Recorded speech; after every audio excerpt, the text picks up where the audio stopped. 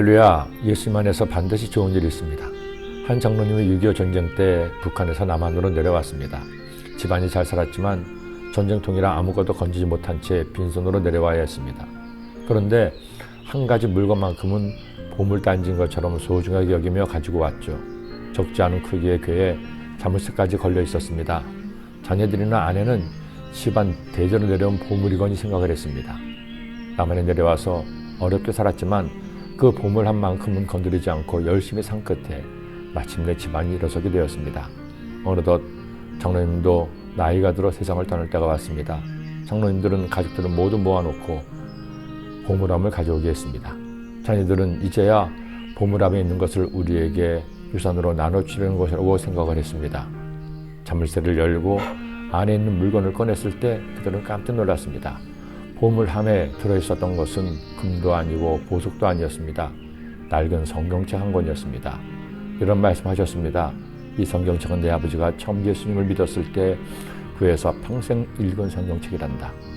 아버지가 마지막 세상을 떠나면서 이 성경책을 나에게 물려주시면서 말씀하셨지.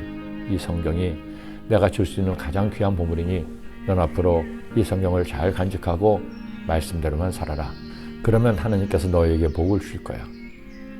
그러니 나도 너희에게 마지막으로 보물을 남기며 나는 너희 곁을 떠나도 하나님이 함께 하시고 하나님의 말씀인 성경의말로 가장 소중하고 값진 보물이니 이 말씀대로 살아라.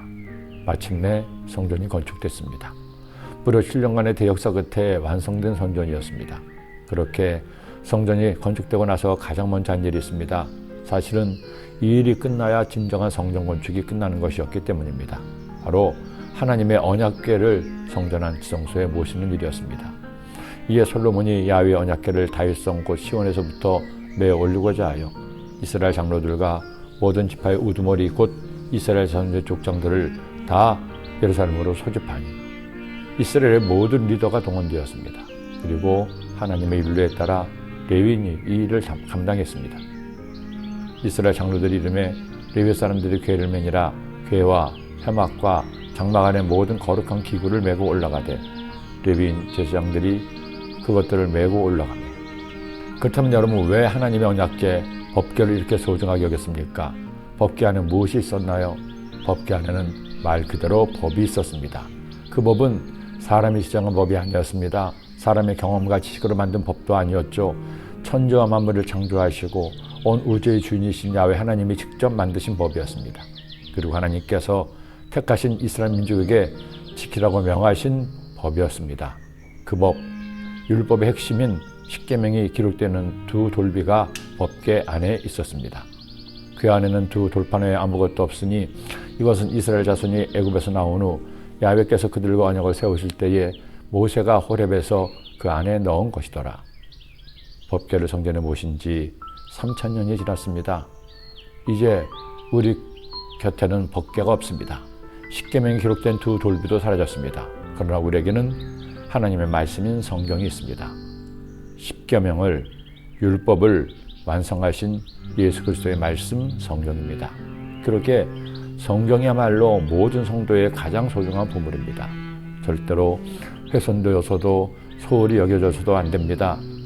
저는 여러분이 이 귀한 보물인 성경을 더욱 소중하게 여겨 항상 읽고 묵상하고 실천하며 살기를 기도합니다. 내가 사랑하는 자녀에게 가장 소중한 유산으로 성경을 물려주기를 기도합니다. 여러분의 삶이 말씀대로 살아서 복을 받은 삶이 되기를 소원합니다. 그 은혜가 여러분의 가정의 대를 이어가시기를 예수님의 이름으로 축원합니다. 기도드립니다. 하나님 아버지, 하나님께서 우리들에게 가장 귀한 보물인 성경 말씀을 주었습니다. 솔로몬과 이스라엘 백성들이 하나님의 거룩한 성전을 건축하고 가장 먼저 법궤를 봉헌한 것처럼 우리의 마음 중심에 하나님 말씀이 있어 말씀 따라 살아 칭찬받고 복받고 형통한 삶 살게 하여 주옵소서. 예수님의 이름으로 기도드립니다.